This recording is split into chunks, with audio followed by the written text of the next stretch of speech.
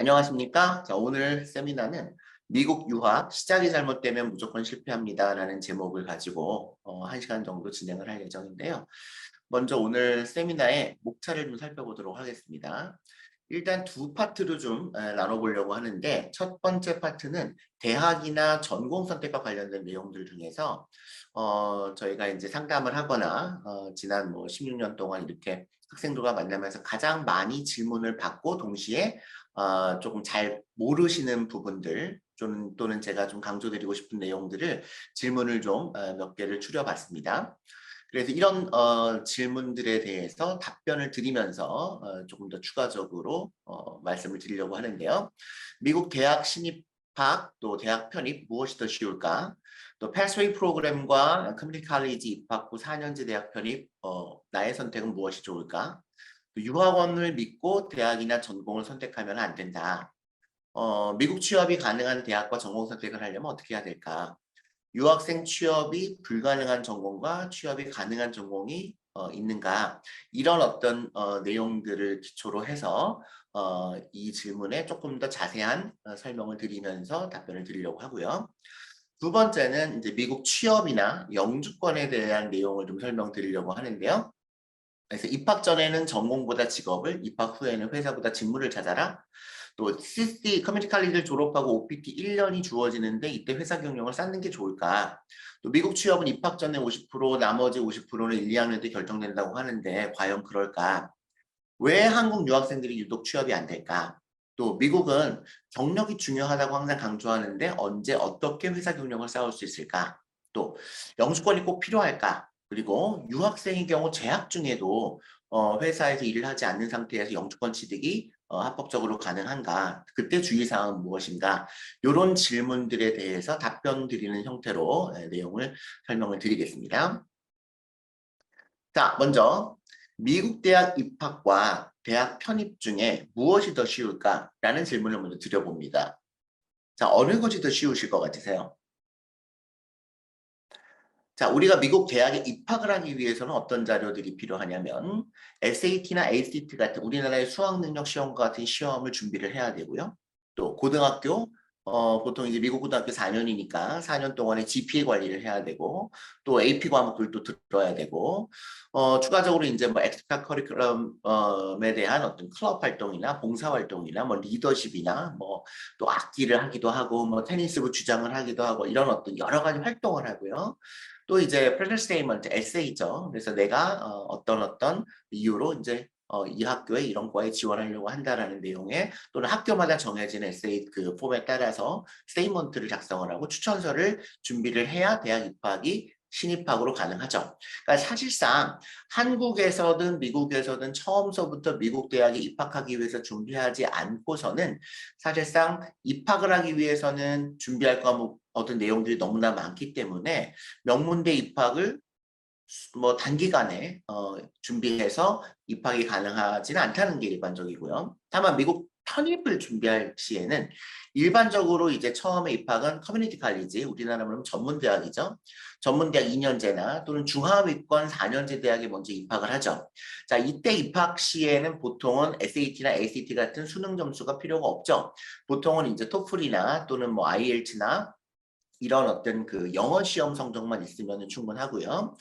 그리고 나서 대학 2년 동안 1학년, 2학년 동안 이제 성적 관리라든지 내 경력 관리를 하게 되는 거죠. 그리고 이제 2학년 2학기 때 편입을 하게 되는데 그때 입학 때 필요한 내용과 비슷한 뭐 봉사나 클럽 활동했던 내용들이나 뭐 필수는 아닙니다만 그리고 이제 학교에서 요구하는 에세이, 퍼스널 스테이먼트 그리고 추천서를 가지고 편입을 지원을 하죠.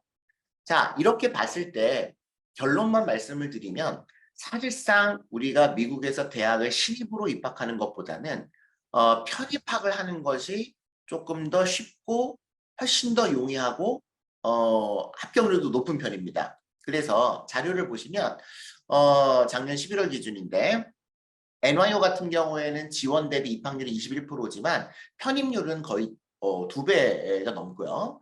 그다음에 UC가 유니버시티 오브 시카고 같은 경우에는 입학률은 뭐 100명 지원하면 7명 합격했지만 편입은 100명 지원하면 20명 넘게 합격하는 그러니까 그만큼 어떻게 보면 편입이 신입학보다는 조금 더 유리하다, 수월하다라는 내용이죠. 그래서 CC나 중하위권 4년제 대학의 경우에는 1, 2학년 때 성적 관리, GPA 관리가 상대적으로 고등학교 성적 관리, 그다음에 미국 고등학교 성적 관리나 AP 듣고 이런 것보다는 훨씬 더 쉬운 편이고, 따라서 명문대학을 진학을 목표로 하는 경우에도 3학년 편입이 1학년 입학보다 비교적 쉬운 편이라고 생각을 합니다. 실제로 경험적으로도 오히려 수능, SAT나 ACT 등 여러 가지를 준비해서 입학을 못했던 학생이라고 할지라도 조금 더 그 내가 목표했던 대학보다 낮은 대학으로 가거나 혹은 CC로 가서 내가 처음에 목표했던 대학으로 편입을 할 수 있는 경우들이 굉장히 많거든요. 그래서 이런 루트를 잘 활용을 하셨으면 좋겠다는 생각을 하고 있고요. 자, 패스웨이 프로그램, 그러니까 흔히 우리가 유학원에서 많이 추천하는 패스웨이 프로그램과 커뮤니티 칼리지를 입학을 하고 4년제로 편입하는 것 중에 내가 선택하는 루트는 어떤 것이 좋겠느냐 이런 질문들을 많이 하시는데요. 자, 기본적으로 패스웨이 프로그램은 잘 아시겠지만 내가 영어 실력이 부족하고 또 유학 준비를 거의 하지 않은 상태였는데 갑자기 유학을 가게 됐을 경우에 1년 정도 그 학교에서 요구하는 영어 클래스를 수업을 듣고 또 뭐 어떤 그 학교에서 요구하는 최소한의 어떤 그 요건을 갖추면 2학년으로 정규 입학을 보장하는 프로그램이 일반적으로 패스웨이 프로그램이죠. 그래서 이 장점은 4년제 대학 입학이 보장되고 영어 실력이 부족하더라도 프로그램 시작이 가능한 것이 특징입니다. 자, 반면에 단점이 있는데 자, 이런 패스웨이 프로그램을 진행하는 대부분의 대학들을 보면 거의 모든 대학이라고 봐도 과언이 아닙니다.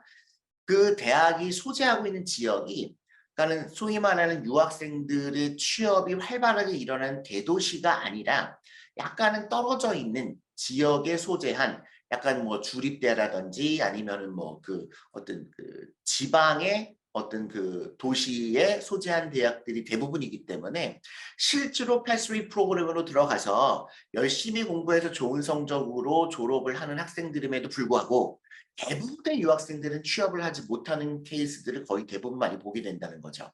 그래서 이런 큰 취업 사이드에서 보자면 단점이 있습니다.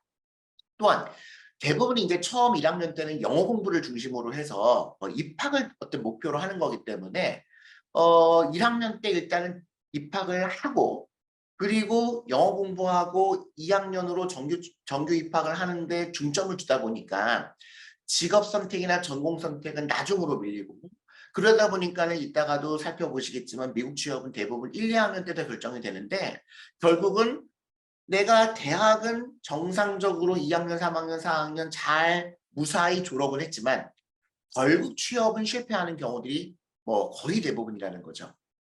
이게 어떻게 보면 취업 사이드에서 보자면 큰 단점이라고 보시면 될 것 같고요.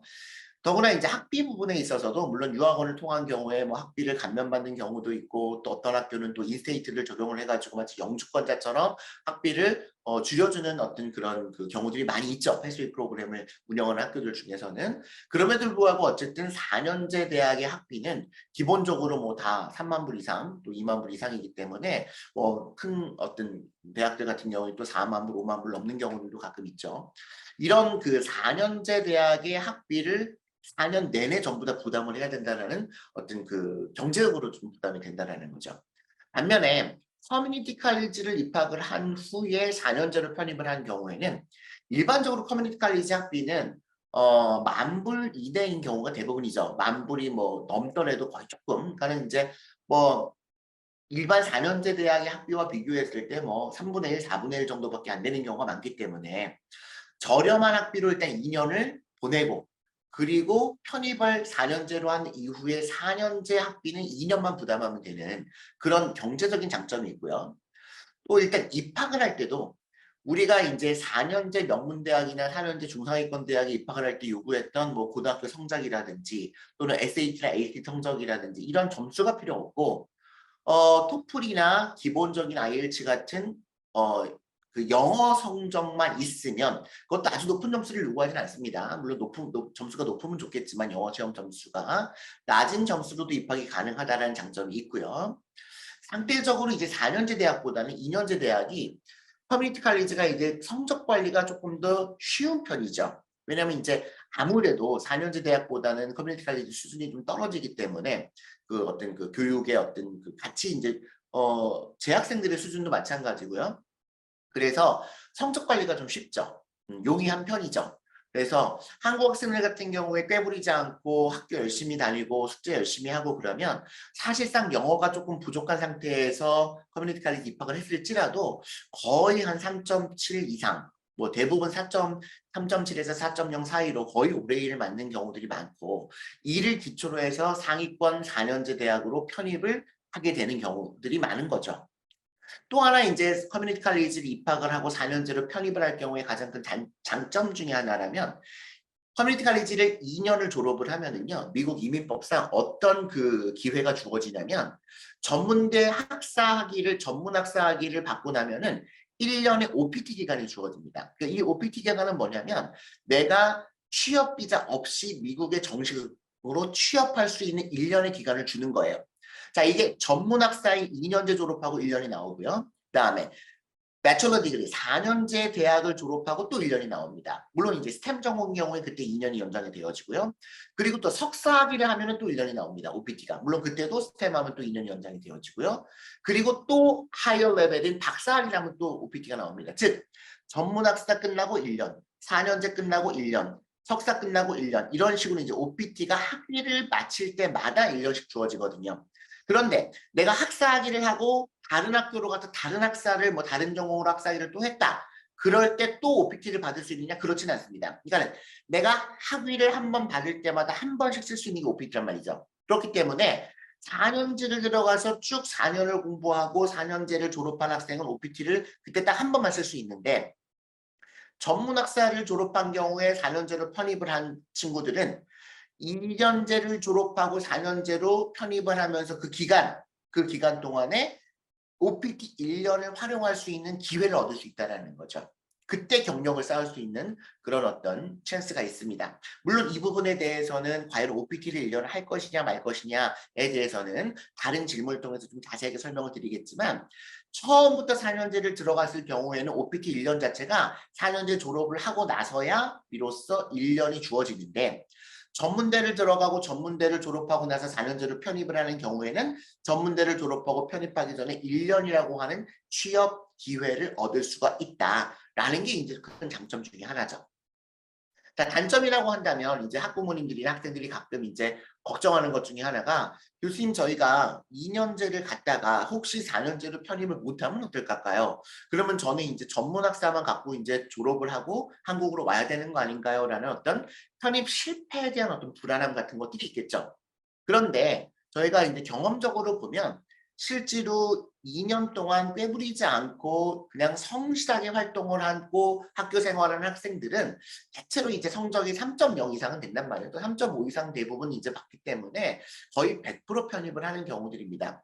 그렇지 않고 커뮤니티 칼리에서 내가 학점이 3.0이 안 된다라고 하는 경우에는 사실상 처음부터 4년제나 패스웨이를 간 경우에는 뭐 그거보다 더 낮은 학점을 받는 거거든요. 사실 그런 경우에는 4년제 졸업 자체가 어렵거나 아니면 졸업을 하더라도 그 성적 가지고는 취업 자체가 거의 불가능한 경우이기 때문에 뭐 사실상 유학이 큰 의미가 없어져 버리는 거죠. 그래서 편입을 실패해서 어떤 오는 불안함이 있기는 하지만, 실제로 커뮤니티 칼리지를 통해서 편입을 하는 것이 훨씬 더 어떤 성적 관리 면에서도 그렇고 기회가 여러 가지 있기 때문에 그 불안함에 대해서는 사실 성실하게 유학을 하려고 하는 학생들 같은 경우는 큰 걱정은 안 하셔도 된다.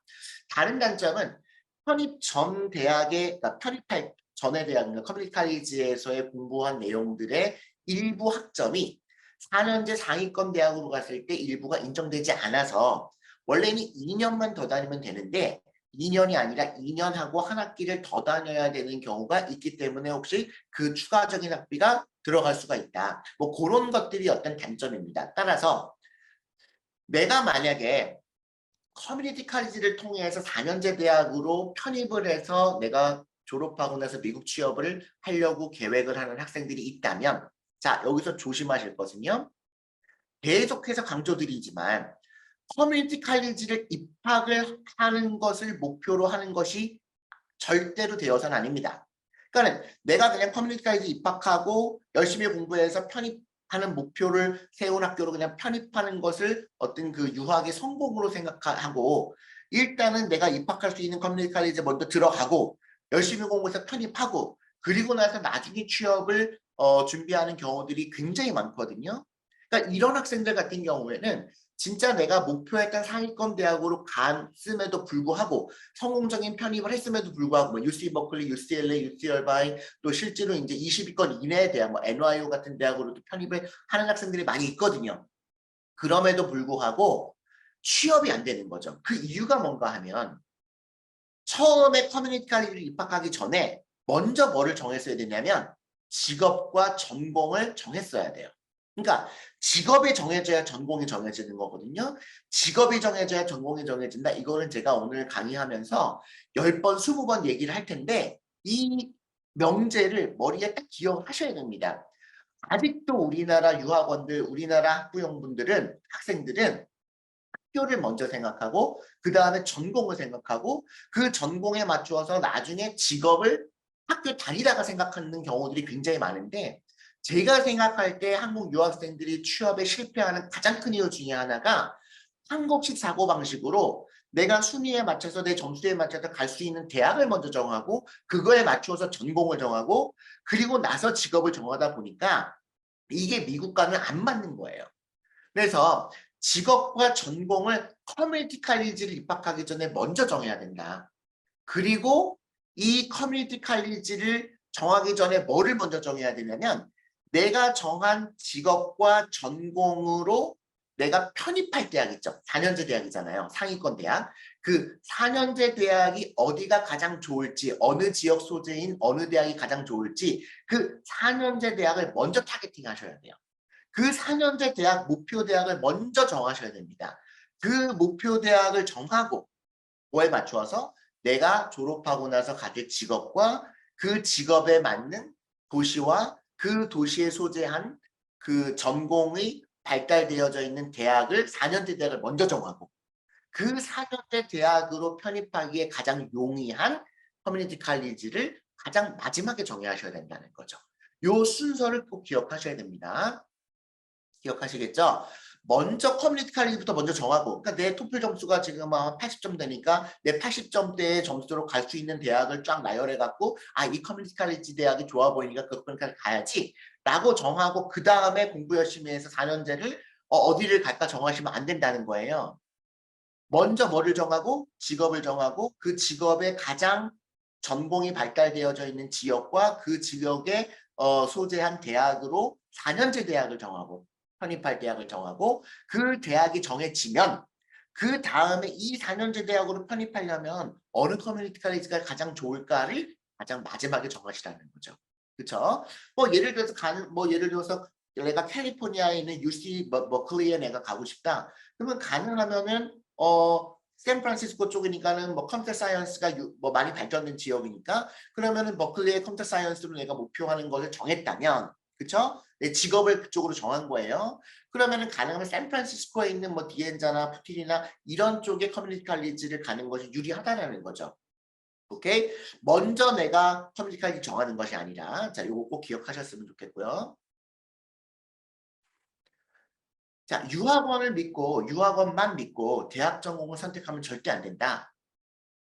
자, 그 이유를 좀 설명을 드리고 싶은데요.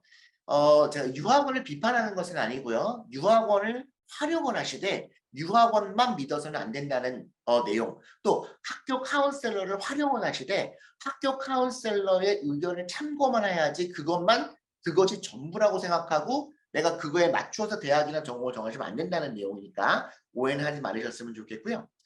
그러니까 많은 어떤 그 유학원들, 특히나 이제 처음부터 내가 미국 유학을 준비했던 것이 아니라 좀 급하게 고3 때 또는 수능을 마치고 급하게 유학을 가려고 하면 정보가 마땅치가 않으니까 유학원을 찾아가는 경우들이 많이 있으신 것 같아요. 그러면 유학원들에서 이런 그 미리미리 SAT나 ACT를 준비하지 않은 학생들에게 추천하는 대학들은 대부분이 이미 유학원들이 제휴되어져 있는 대학들을 중심으로 해서 추천하는 경우가 많습니다. 왜냐하면 내가 제휴된 대학으로 내가 학생을 추천해서 그 학생이 입학을 하면 그 학생이 입학을 함으로 인해서 내는 그 학비, 튜이션의 뭐 20%, 뭐 15%를 유학원이 학교로부터 커미션을 받습니다. 그 금액을 토대로 해서 유학원이 운영이 되는 거거든요. 그렇기 때문에 유학원들은 본인들이 제휴가 되어 있지 않은 대학을 추천하기를 뭐 처음부터 사실은 꺼려할 수밖에 없겠죠.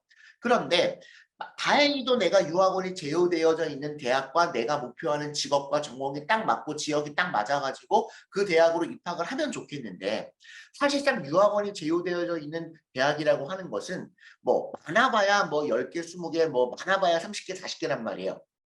그런데 미국에는 대학이 4천 개가 넘게 있는 거죠. 그러면 내가 4천 개 대학 중에 내한테 잘 맞는 대학을 선택을 하는 게 맞는데 유학원이 제공해주는 20개 대학 중에서 즉 3,980개는 버려버리는 거죠. 즉 유학원이 제공해주는 대학만 믿고 그 대학이 전부인 줄 알고 진행하셔서는 안 된다는 겁니다. 왜? 유학원이 제공해주는 대학은 대부분 커미션을 받을 수 있는 본인들이 이미 사전에 제휴해 놓은 대학들 위주로만 추천하기 때문에 그렇다는 것이고요. 자, 만약에 커미션과 아무 관련 없이 실제로 뭐 US 뉴스 100등에 있는 대학들을 쭉 보고서 그 다음에 이제 추천한 경우도 있거든요. 그런 경우라고 할지라도 유학원이나 학교에서 추천하는 경우에는 어쩔 수 없이 순위를 토대로 해서 대학을 추천합니다. 그 말은 무슨 말이냐면 한국이랑 똑같은 거예요.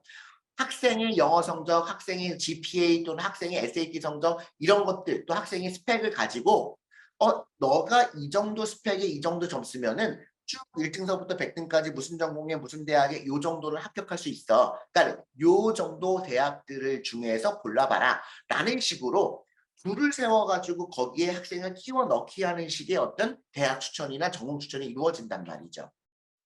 한국도 마찬가지잖아요. 그렇죠? 그런데 유학원이나 그 학교에서 항상 제공하는 그 순서라는 것이 기본적으로 일단 발표 기관마다 다르고요. 또 연도마다 다르고요. 특히나 대학 종합대학 순위와 전공 순위가 완전히 다릅니다. 완전히 달라요. 그렇기 때문에 사실 유학원에서 순위를 말할 때는 본인들이 추천하고 싶은 대학의 어떤 순위가 높게 나와 있는 기관과 높게 나와 있는 연도와 높게 나와 있는 그런 자료를 토대로 해서 상담을 하는 것이 일반적이고요. 또한 설사 그 발표되는 순위를 기준으로 한다고 하여도 그 기준이라고 하는 순위가 미국인 기준이에요. 미국인들이 볼 때 미국인들의 기준입니다. 그러니까 대학교 규모, 교수 수, 논문 수 뭐가 기준이 아니냐면 유학생 취업률이 절대 기준이 아닙니다. 유학생 취업률 자체가 통계 자료 자체가 없기 때문에 그것은 대학의 평판이나 대학의 어떤 논문 수나 뭐 그런 어떤 굉장히 외적인 것들 그런 것들을 기준이지 실제로 우리가 관심 있어 하는 유학생들의 취업률과는 전혀 상관이 없어요. 그렇기 때문에 사실상 유학생의 경우에는 실제로 아이비리그와 뭐 아주 명문대 20위권 또는 25위권 밖의 대학들에 있어서는 순위가 거의 의미가 없습니다. 따라서 교수님 여기가 70이고 저희가 40인데 그래도 40위를 가는 게 좋지 않을까요? 라는 말 자체를 하시지 마시기를 추천드려요. 의미가 없습니다. 순위가. 그러니까는 그거는 한국식 사고방식이죠. 실제로 나는 그 순위가 아니라 내가 맞는 나한테 적합한 학교를 정하는 것이 가장 중요하다는 거죠.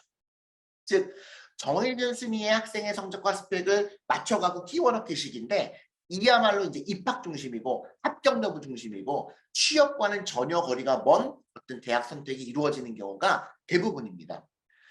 자, 그리고 이제 유학원이나 가서 또는 또 학교 카운셀러나 또는 뭐 전문가 상담을 받으시면서 졸업 후 취업에 대해서 문의를 요즘은 많이 하시는 것 같아요. 그런데 그 상담 받으신 내용들을 보면은 그 내용이 너무 그냥 일반적인 컴퓨터 사이언스가 좋습니다. 앞으로 IT 전망이 좋습니다. 이런 누구나 할 수 있는 그리고 너무나 그냥 상식적이고 인터넷에 다 나와 있는 그런 내용의 상담에 그치거나 또 일부는 아예 상담 자체가 잘못된 경우들도 많아요. 이따가도 말씀을 드리겠지만 뭐 액추어리 같은 전공 잡이 뭐 미국에서 굉장히 유망하기 때문에 뭐 경영학을 하셔가지고 액추어리 쪽으로 해서 수학을 잘하니까 그쪽으로 나가면 취업이 잘 될 겁니다. 이런 정말 미국의 현실에 대해서 일도 모르는 잘못된 상담을 하는 경우들이 많은데 그런 상담 때문에 학생이 그걸로 인생이 결정돼 버리면 4년 동안 아무리 공부를 열심히 하고 아무리 내가 진짜 피땀 흘렸지만 결국에는 취업이 안 되는 경우가 비일비재하단 말이야. 그러니까 실제로 미국에서의 유학생들의 현실과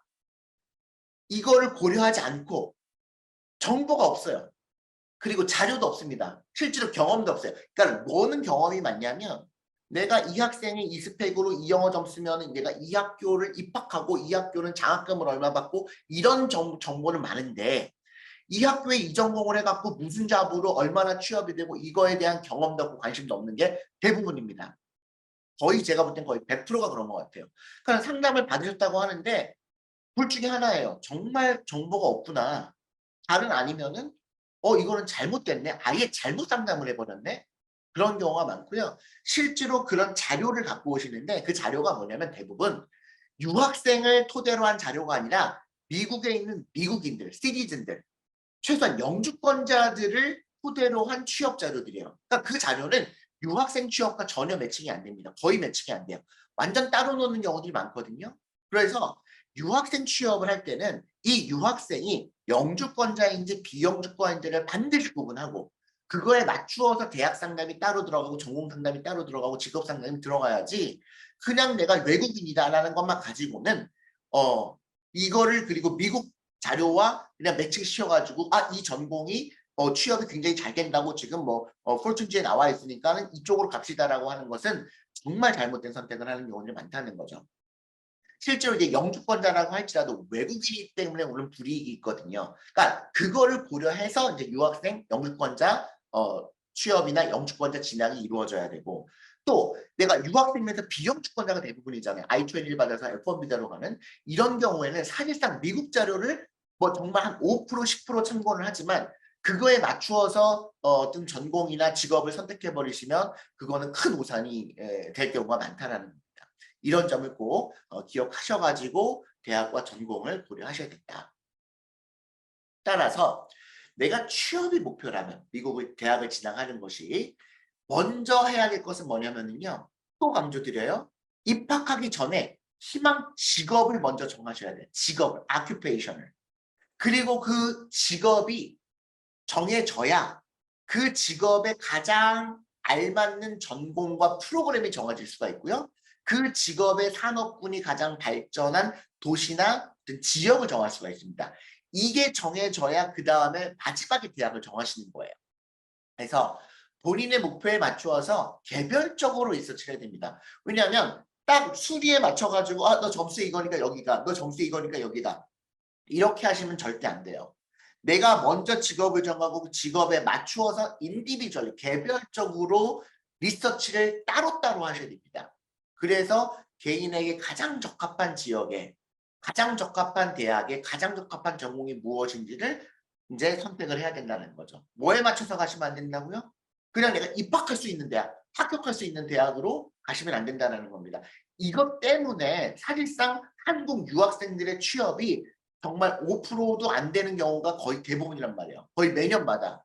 그 이유가 뭐냐면 그냥 순위에 맞춰가지고 학점 또는 얘 스펙, 학생의 스펙에 맞춰서 너 이 정도면은 요 정도 학교 가면 아주 성공이야 라고 해서 마치 입학을 하면 성공인 것처럼 유학이 지금까지 이루어져 왔기 때문에 입학을 해서 졸업을 했는데 취업을 못하는 경우가 많이 발생한다는 거죠. 그래서 취업이 목표라면 개별적으로 직업을 정하고 그 직업에 따라서 전공과 프로그램의 대학과 지역을 선택을 하셔야 된다는 것을 다시 한번 강조드립니다.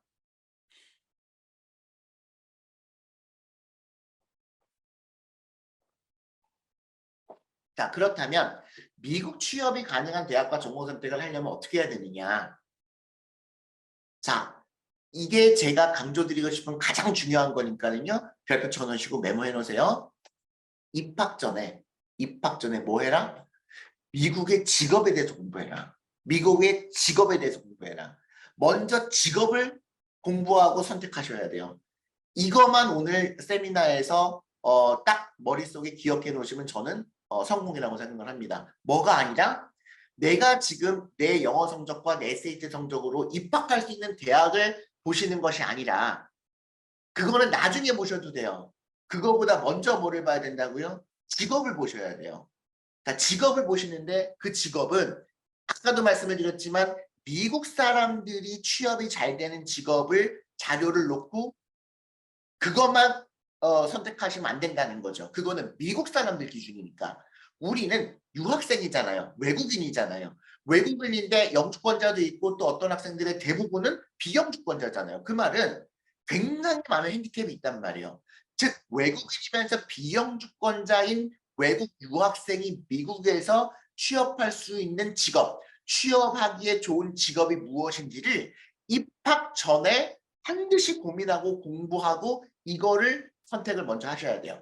그리고 나서 이 직업과 직무 관련해 가장 유리한 전공이 무엇인지, 그리고 어떤 프로그램으로 가는 것이 가장 유리할지, CC로 해서 편입을 할지, 패스웨이 할지, 처음부터 4년제로 갈지, 그 다음에 정하시. 물론 이제 예산을 같이 고려하셔야 되겠지만, 그리고 나서 이제 목표 직업군 인더스트리가 발달된 대도시나 지역이 어디인지 그 대학, 그 지역에 소재한 대학을 리서치하고요. 그리고 이때 내가 전공하려고 하는 그 전공의 순위 같은 거 이제 그때 보시는 거예요. 종합대학 순위가 아니라 내가 내 직업을 정하고 내 순위, 내가 전공을 정했으면 이 전공의 순위가 나와 있단 말이에요. 뭐 US 뉴스나 뭐 여러 가지 자료 그 순위의 대학들을 쭉 한번 보시는 거죠. 그리고 대학을 리서치하고 이거를 통해서 최종 대학을 전공을 결정을 하시면서 이 결정할 때 그 대학에 나와 있는 3, 4학년 전공 커리큘럼을 꼭 확인하시기를 추천드립니다. 다 홈페이지에 나와 있습니다. 그래서 이런 과목을 듣게 되는구나.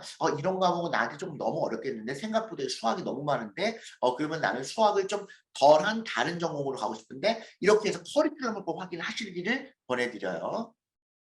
자, 위의 순서 다시 강조드립니다. 졸업 후에 희망하는 직업을 입학 전에 정해야 된다.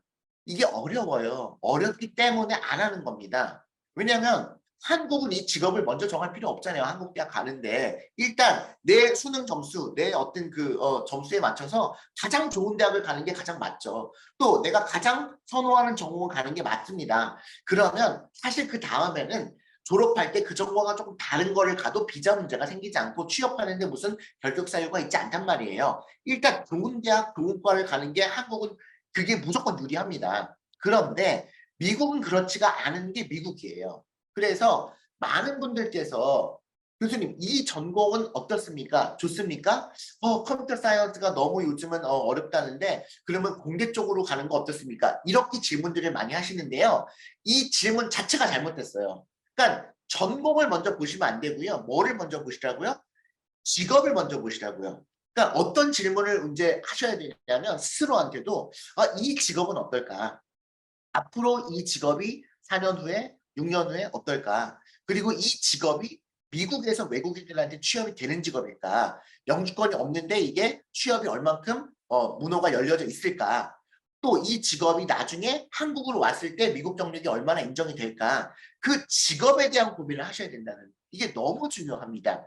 이 직업을 한두 가지로 어느 정도 이제 조여놓으면 그게 시간이 오래 걸리죠. 왜냐하면 공부를 많이 하셔야 되잖아요. 유튜브도 보고 뭐 리서치도 하고 또 자녀랑도 상담을 해야 되고 나도 고민을 해봐야 되고 뭐 어떤 것들을 공부하는지 봐야 되고 그리고 나면 이 직업과 유사한 전공들이 정해져요. 이 전공을 그 중에서 어떤 전공을 할지는 그 다음에 정하는 겁니다. 전공이 한 서너 군데로 이제 주어지니까. 그래서 이 직업에 이 전공이 좋다 하면 그 전공에 맞는 산업군이 발전되어져 있는 소재하는 대학들 순위 보고서 거기서 이제 매칭을 시켜 나가는 거죠. 전공보다 직업을 먼저 정해야 된다. 그러나 미국 직업의 실제 내용이나 업무 내용이나 전망 등에 대한 지식이 거의 없이 대학부터 먼저 입학을 합니다. 그게 현실이에요. 부모님도 모르고 유학원도 모르고 학교 카운셀러 하는 선생님도 모르고 아무도 몰라요. 그리고 대학교 4학년이 됐는데 내가 어떤 직업을 선택할지 아이비리그를 다니고 있는 4학년 학생도 모릅니다. 그게 문제인 거예요. 전공은 나중에 정해라. 천천히 생각해도 된다. 천만의 말씀이죠. 전공을 정해놔야 그리고 전강 정하기 전에 취업을 정하고 사실은 취업할 때 직업을 입학 전에 정해야 되고요. 직무는 job description을 1, 2학년 때 이제 정해나가기 시작하셔야 돼요. 이거를 근데 공부하면서 나중에 선택하라고 합니다. 이게 유학하고 취업 실패하는 가장 큰 문제점이에요. 전공을 먼저 선택하고자 한다면 그 전공 졸업 후에 이 전공이 예를 들면 산업공학이다. 그럼 산업공학을 하면은 졸업하면은 무슨 직업을 갖게 되는지, 무슨 직무로 가게 되는지, 기계공학이면 기계공학을 하고 무슨 직업을 갖게 되는지, 어떤 기업으로 가게 되는지를 입학하기 전에 공부하시라고요. 이게 먼저 선행이 돼야 된다는 겁니다. 그리고 나서 그 희망 직업 산업군이 발달한 대도시 또는 그런 지역 소재 대학 선택이 절대적으로 유리하다. 그리고 마지막으로 최종적으로 대학을 선택을 할 때 커리큘럼, 그쵸? 특히 전공 커리큘럼을 꼭 확인을 해서 아 이런 과목을 공부하는구나라는 거를 사전에 알고 들어가자.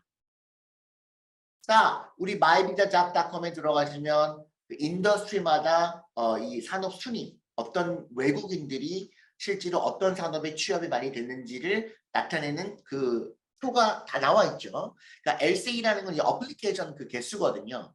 그러니까 컴퓨터 시스템 디자인 앤 리레이티드 서비스에 이제 매년마다 한 20만 명이 외국인들을 채용하고 싶다고 기업에서 신청을 한 거예요. 그만큼 기회가 많이 있다는 얘기죠. 물론 이 20만 명이 전부 다 유학생이진 않을 겁니다. 네, 경력이 있는 외국인들도 여기에 포함이 되어져 있을 거예요. 그래서 아 이런 인더스트리가 상대적으로 외국인들이 취업하기에 유리한 산업들이구나라는 거를 기본적으로 참고를 하셔야 되겠죠. 오케이? 만약에 인더스트리에 50위권 밖으로 나가는 인더스트리를 내가 취업하고 싶으면 내가 외국인인데 비자를 받아서 취업하기에는 거의 불가능하다고 생각하셔야 된단 말이에요. 그러니까 이거를 미리 알고서 내가 아 이게 내가 80위 정도인데 이거 1년에 신청이 뭐 100개도 안 들어와. 그렇지만 나는 꼭 이거를 공부하고 싶으니까 공부를 하고 취업은 어렵겠다는 걸 알고 들어가야 된다는 거죠. 자료를 보셔야 돼요. 또 아큐페이션, 직업마다 순위가 있는데요. 자 여기서 조심하실 것은요. 다시 한번 강조드립니다. 이 취업이라고 할 때 이 취업 비자를 내줄 때는요. 이민국에서 학생의 학교를 기준으로 보지 않습니다. 너 전공을 뭐 했니? 컴퓨터공학을 했으니까 내가 비자를 내주고 너는 뭐 심리학을 하니까 비자를 안 내줄게. 이 전공을 갖고 기준으로 삼지 않아요. 뭐를 가지고 기준으로 삼는다고요?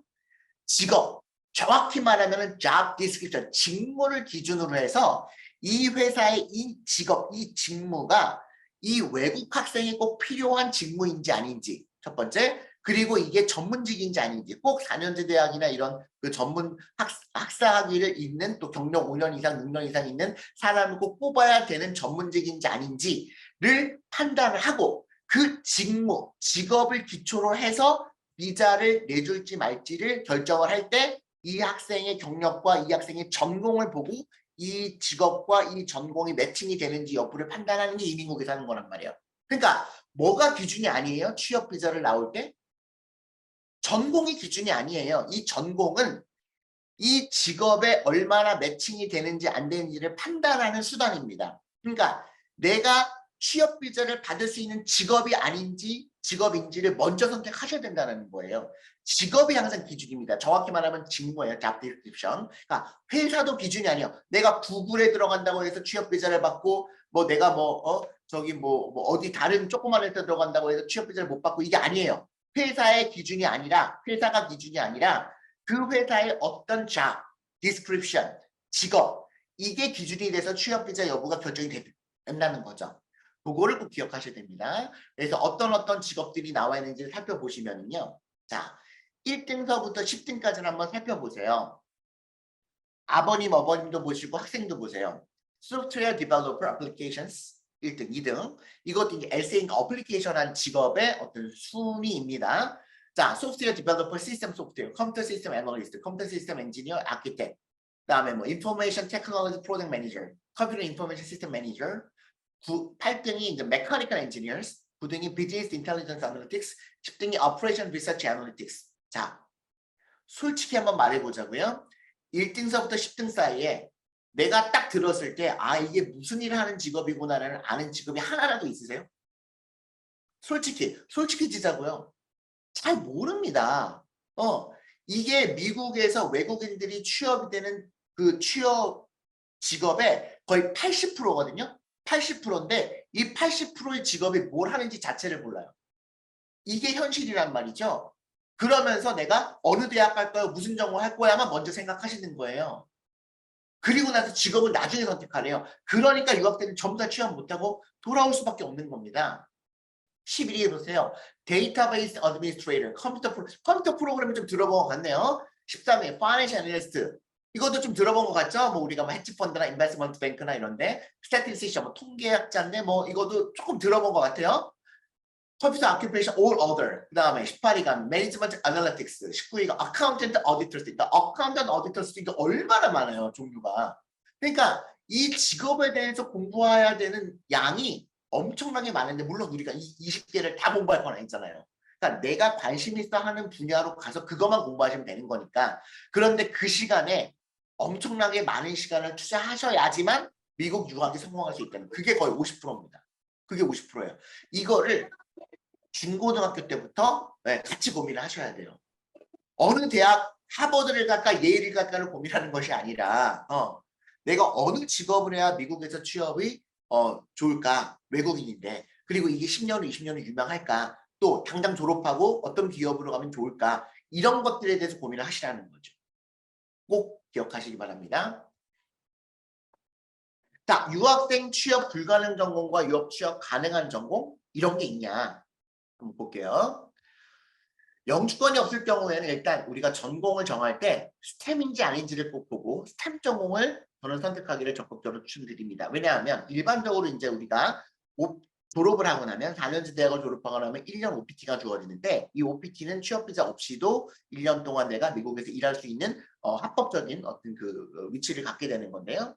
그런데 이게 스템 전공들은요, 뭐 사이언스나 뭐 수학이나 뭐 이런 엔지니어나 뭐 이런 약간 이공계 계통, 또 문과도 꽤 많이 있습니다. 전공들이. 이런 전공들은 OPT 1년이 끝나고 2년을 연장을 받을 수 있는 가능성이 있단 말이죠. 따라서 내가 문과 성향이기 때문에 스템 전공이 많지 않은 어떤 그런 전공으로 가야 되는 경우라고 할지라도 일단 뭐부터 정하고요?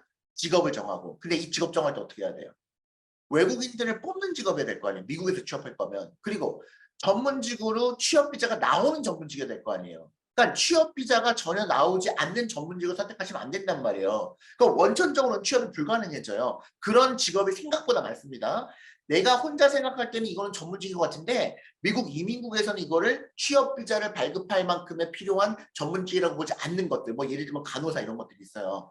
간호사는 꼭 4년제 대학을 나오지 않아도 될 수가 있기 때문에 네가 간호대학을 4년제를 나왔다고 할지도 난 취업비자를 줄 수가 없다. 이게 이민국의 지금 스탠스거든요. 그러니까 내가 만약에 내가 유학을 갈 때부터 내가 간호대학을 갔어. 그런데 영주권이 없어. 그러면 이 사람은 거의 취업이 불가능한 상태에서 그냥 간호대학을 4년을 다니는 거예요. 무슨 말인지 아시겠죠? 그러니까 직업이 중요하다는 거예요. 직업이. 자, 그러면 예를 들어서 내가 직업을 CP로 정했어요. 뭐 공인회계사도 정했단 말이에요. 그리고 목표 기업은 4년 뭐 빅4, 뭐 어네스트영이나 EY나 이런 데로 뭐 EY나 PwC나 이런 데로 정하고 목표 직무는 이제 2학년 때부터 고민을 심각하게 하셔야 되겠죠. 그런데 자, 그러면 내가 CPA라고 직업을 정했단 말이에요. 그러면 일반적으로 정은 어떻게 정합니까? 아, CPA? 뭐 회계사니까 회계학과 가야지. 또는 경영학과 가야지. 비즈니스 해야지. 라고 그냥 딱 정해버려요. 그러시면 안 됩니다. 직업을 정했으면 그 다음에 전공을 정할 때 여러 가지 경우의 수들을 같이 놓고 전공을 정하셔야 되는데 그때 우리가 비영주권자 유학생인 경우에 뭐를 보자? 스템 전공을 가능하면 선택하자는 거죠. 따라서 회계학이나 경영학은 일반적으로 스템 전공이 아니에요. 그렇기 때문에 회계사를 하면서 스템으로 전공할 수 있는 게 무엇인지를 살펴보면 예를 들면 이런 전공들이 있죠. 뭐 매니지먼트 인포메이션 시스템이라든지 비즈니스 어널리틱스라든지 학교마다 이게 스템인 학교도 있고 아닌 학교도 있어요. 그래서 이걸 코드를 꼭 보셔야 돼요. 네. 내가 이 학교에 인포메이션 시스템을 갔는데 어떤 학교는 인포메이션 시스템을 스템으로 분류를 안 해놓고 있는 학교도 있거든요. 왜냐면 그건 학교 재량이기 때문에 그래요. 확인하셔야 된다는 거예요. 그래서 스태티스틱스, 뭐 통계학이나 이코노믹스, 경제학이나 이런 거 대부분 다 스템으로 이제 들어가거든요. 학교마다 다르지만 그러면 내가 지금 CP를 하겠다고 정했단 말이에요. 공인회계사. 아직 직무는 안 정했어요. CP가 직업이지 직무는 아니거든요. 자격증이지 아직 직무는 CP가 할 수 있는 게 한 50까지 60까지 된단 말이에요. 세부 직무로 들어가면. 최대 20까지는 나온단 말이에요. 그러면 20가지 중에 내가 뭐를 할지는 아직 안 정했지만 그러면 그 전에 학교는 들어가야 되니까 전공을 정해야 되는데 뭐를 정하자? 스템 여부를 보자. 그러면 스템이 한 4가지 정도 지금 봤잖아요. 그러면 이 중에서 CP를 해서 가장 취업의 기회가 많은 스템 전공은 어떤 것일까요? 한번 생각해 보세요. 즉, 위 4개 스템 전공을 예를 들어드렸는데 이 중에서 미국의 4대 회계 법인을 가장 선호하고 가장 현재 많이 선발하는 전공이 무엇일까요? 맞아요. 인포메이션 시스템 또는 비즈니스 어널리틱스입니다. 인포메이션 시스템이 좀 더 훨씬 더 많아요. 그러니까 내가 CP를 정했지만 어카운팅으로 가기보다는 왜냐면 그건 스텝 1년이니까 영주권자가 아닌 경우에 사실 굉장히 불안하단 말이에요. OPT 1년 동안에 H1B 한 번 딱 넣을 수 있는데 한 번 딱 넣는데 3대1, 4대1 경쟁률이니까 추첨해서 떨어져 버리면 그러면 나는 그냥 한국으로 들어오거나 아니면 석사를 어퍼 레벨로 가는 방법밖에 없단 말이죠. 그러니까는 가능하면은 H1B를 취업 비자를 신청해서 떨어지더라도 한 번 더, 내년에 한 번 더, 또 떨어져도 내후년에 한 번 더 이렇게 3번의 기회를 가질 수 있는 스템 전공을 하시는 게 좋고 특히 스템 전공 중에서도 CP를 가장 많이 선발하는 선호하는 전공이 무엇인지를 조사를 해서 그 전공에 발전이 되어져 있는 스템으로 해놓고 발전이 되어져 있는 지역의 대학을 선택하시는 게 그 다음 마지막 순서라는 거예요. 그러니까 이렇게 전공과 대학을 정하셔야 됩니다. 무슨 말인지 아시겠죠? 자, 그래서 비영주권 유학생에게 스템이 중요한 이유는 첫 번째는 말씀드렸지만 OPT 1년하고 2년 연장이 될 수가 있다. 무조건 연장해 주지 않습니다. 또 이게 회사에서 2년 연장을 하면은 할 게 많아요. 그래서 실제로 스템 전공을 했는데 OPT 1년만 하고 2년 연장을 못 받는 학생들이 한 절반 이상 되거든요. 그래서 처음에 입사를 할 때서부터 내가 이게 OPT가 2년 연장이 가능한지 안 하는지 확인을 해보셔야 되는데 어쨌든 스템 전공을 해야지만 2년 연장의 가능성이 있으니까 가능하면 입학할 때 무조건 스템으로 가자는 거죠.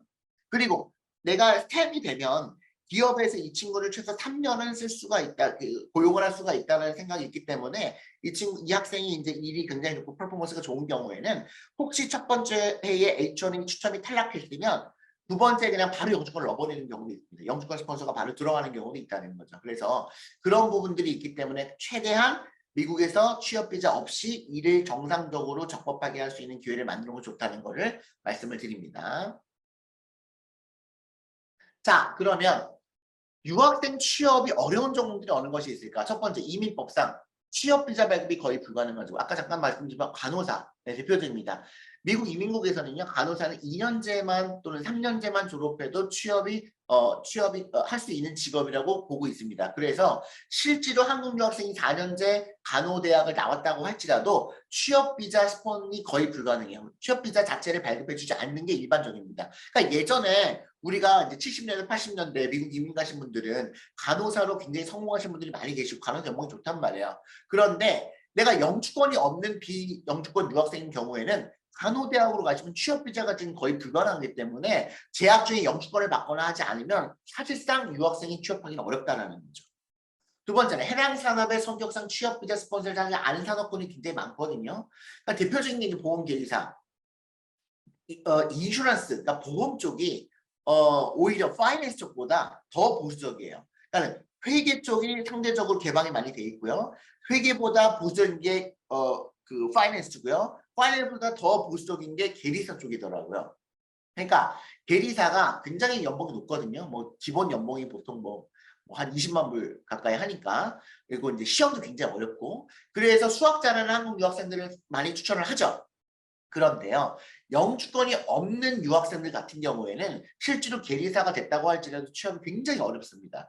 그러니까 외국인 채용을 잘 안 하고 스폰서를 잘 안 하는 기업이 불이기 때문에 그렇고요. 그리고 외국인을 뽑기는 뽑는데 스폰서가 굉장히 적다. 대표적인 게 약사. 그러니까 우리가 파머시를 많이 하신단 말이에요. 그러니까 약대를 많이 가시는데 더구나 약대는 5년제 공부 잘하는 학생들이 가잖아요. 실제로 졸업하고 석사인데 이거는 심지어 스템도 아니에요. OPT 1년밖에 안 나온다는 거죠. 근데 약대 졸업하고 취업하는 학생들이 많지 않아요. 왜냐하면 대부분 다 대학 연구실이나 이쪽으로 가거나 아니면 영주권이 없기 때문에 실제로 영주권이 없는 유학생을 뽑아주는 그런 제약회사들이 많지 않아요. 그러니까 우리 생각에는 앞으로 바이오가 유망하고 뭐 코로나 시대에 제약회사들이 이제 발전하니까 그쪽으로 우리가 가서 약사가 되면 한국은 뭐 취업 잘 되잖아요. 그런데 미국은 비자 스폰서 자체를 하는 기업이 많지가 않단 말이죠. 약사를. 그래서 정말 열심히 공부한 약대를 졸업한 한국 유학생들이 취업 못하고 한국으로 오는 경우가 너무 많아요. 근데 한국에서는 약사하려면 다시 시작하셔야 되거든요. 정말 안타까운 일이 많이 벌어집니다. 또 파일럿, 비행기 조종사 이런 경우도 항공사에서 영주권 없는 외국인들을 스폰서 해줘가면서 파일럿 교육시키고 뭐 이런 거 잘 안 한다는 거죠. 안 뽑아요. 마지막으로 공무원이 아니면 취업이 어려워져. 프로파일, 이제 우리 뭐 CSI 마이미 같은 거 보고 이제 프로파일러가 되고 싶다거나 뭐 나사의 우주비행사 취업하고 싶다거나 이런 친구들 많이 있는데 실제로 시리즌이 아니면 시민권자가 아니면 연방정부로 들어갈 수가 없고 또 공무원이 될 수가 없기 때문에 영주권이 없으면 이런 경우도 이제 유학생은 취업이 거의 불가능한 정보들이죠. 그래서 기타 외국인 채용이 적은 분야들이 있습니다. 뭐 세일즈 포지션이라든지 HR 포지션이라든지 이런 경우에는 상대적으로 다른 거에 비해서는 외국인들보다는 백인들을 선호하는 경향이 많이 있기 때문에 이런 기업 직업군들은 특별한 이유가 아니면 미국 취업을 하기 위해서는 좀 피하는 것이 좋다라는 것들을 미리 알고 시작을 하시라는 거죠. 즉 불가능하기보다는 거의 취업이 어렵기 때문에 이런 직업군으로 굳이 가시려고 하는 분들은 아 이거는 취업이 그만큼 어렵구나라는 걸 알고 시작하시던지 아니면 처음부터 안 하시기를 저는 추천드린다는 거죠. 자, 그 다음 질문. 입학 전엔 전공보다 직업을, 입학 후에는 회사보다 직무를 찾아라 라는 질문인데요. 여러 번 말씀을 드리지만 미국은요. 평균 근속 연수가 1.8년입니다. 이건 이제 환경납품에서 출처가 있는데 그러니까 미국 친구들은요. 저도 마찬가지였지만 뭐 한 회사에서 5년, 10년 평생 근무한다는 개념 자체가 없습니다. 회계법인, 뭐 법무법인 마찬가지로 한 2, 3년마다 옮겨 다니는 경우들이 많아요. 뭐 법무법인은 조금 아닐 수 있겠지만 대부분이 대기업들 뭐 구글, 뭐 마이크로소프트 있다가 뭐 테슬라 옮겨가고 테슬라 있다가 또 다른 데로 옮겨가고 스타트업으로 옮겨가고 이런 그 직장 이직이 굉장히 많습니다. 그래서 첫 직장에 올인하실 필요는 없어요. 그래서 전문직일수록 고연봉일수록 또 선호하는 기업을 찾아서 회사를 자주 옮겨 다닙니다. 그만큼 미국은 또 해고하기도 쉽고요. 또 내가 직장 이직하는 것도 쉬워요. 따라서 첫 직장을 설령 희망 대기업으로 취업을 못했을지라도 중요한 거는 내가 목표하는 희망 직업과 직무에 맞춰서 조그만 기업이라도 관련 경력을 잘 쌓아나가면 거기에서의 2, 3년 경력을 토대로 해서 대기업으로 얼마든지 이직을 할 수가 있다는 거죠. 따라서 회사 자체가 아니라 어떤 직무로 경험을 했는지가 중요하기 때문에 그 직무 중심으로 우리는 보셔야 되는데 입학 전에는 이 직무까지 보기는 좀 어렵잖아요. 사실은 직업 자체도 지금 우리가 무슨 직업으로 가야 될지 너무 고민인데 이 직업에도 더 세분화해서 어떤 직무로 갈지는 너무 어려우니까 입학 전에는 직업을 먼저 결정을 해라. 전공이 아니라. 그래서 미국의 직업들에 대해서 입학 전에 미리 조사하고 공부를 해야 되는데 상대적으로 외국인 취업 기회가 많은 직업, 그죠? 취업 비자 영주권 취득이 용이한 직업, 또 대기업만이 아니라 중소기업 취업도 유사 직무로 경력을 쌓아나갈 수 있는 직업. 그러니까는 이제 큰 기업으로만 취업을 하는 그런 전공들이 꽤 있단 말이에요. 그런 직업들이 꽤 있단 말이에요. 그런 것은 딱 보면은 연봉도 굉장히 좋고 뭐 아주 취업도 잘 되는 것처럼 보이지만 언캠퍼스 리크루를 통해서 3학년 때 정규 인턴십에서 정규 취업으로 이렇게 가지 않는 이상에는 유학생들은 4학년 때 거의 기회 자체가 없어요. 그런 큰 기업에서 뽑는 직업들 같은 경우에는요. 그래서 아예 4학년 때 취업이 안 되는 경우들이 많거든요. 그래서 이런 것도 미리 고려를 해야 된다. 그리고 10년 후, 20년 후 계속 발전할 수 있는 기업. 그리고 마지막으로 미국 취업 후에 한국 귀국 시에 한국 취업도 용이한 직업이 무엇인지를 결정을 하자. 그 결정이 어떻게 보면은 유학의 성패를 가늠한다고 보시면 됩니다. 이 직업이 제대로 결정이 되잖아요. 학생이 물론 적성과 또 어떤 성향이나 뭐 이런 것들 또 어떤 그 문과 성향, 이과 성향 이런 것들을 여러 가지를 당연히 뭐 봐야 되겠지만 너무나 당연한 거고 뭐 취업만 잘 된다고 해서 그 직업으로 가는 건 말도 안 되는 거잖아요. 그러니까 그런 성향을 다 고려해서 그 직업만 제대로 결정이 되면 전공 정하고 지역 정하고 대학 정하는 거는 진짜 뭐 한 몇 시간 안에 다 정할 수가 있습니다. 무슨 말인지 아시겠죠? 이렇게 입학을 하셨으면 2학년 때부터는 희망 직업의 구체적인 직무를 리서치하기 시작해야 돼요. 그리고 그거에 따라서 미리 준비를 하셔야 됩니다. 예를 들어서 내가 CPA를 자꾸 이제 예를 들어보면 내가 CPA라는 직업을 정했어요. 회계사라는 직업을 정했어요. 사실은요. 우리가 이제 회계사를 하고 싶다고 해서 이제 부모님이 오신단 말이에요. 그러면 어머님 회계사가 뭐 하는 직업인지 혹시 아세요? 라고 여쭤보잖아요. 그러면 뭐 좀 죄송한 얘기지만 아버님이 미국에서 뭐 공학 박사를 하셨대요. 그리고 어머님도 뭐 미국에서 뭐 친척들이 엄청 많으시대요. 그럼에도 불구하고 미국에서 미국 국민에게다가 어떤 일을 하시는지를 정말 50%라도 제대로 말씀하시는 분들을 제가 거의 못 봤습니다. 경영학과를 졸업한 학생들도 공인의 회사가 뭐 하는 거야 라고 물어보면 4학년 졸업한 학생임에도 불구하고 공인의 회사가 뭐 하는 직업인지를 모르는, 제대로 모르는 학생들이 거의 대부분이에요. 아이비를 졸업한 학생임에도 불구하고. 그만큼 우리는 원천적으로 대학과 전공에 대해서는 굉장히 열심히 조사를 하지만 실제로 이 직업이 무엇을 하는 직업인지는 거의 몰라요. 우리가 많이 들어본 직업임에도 불구하고.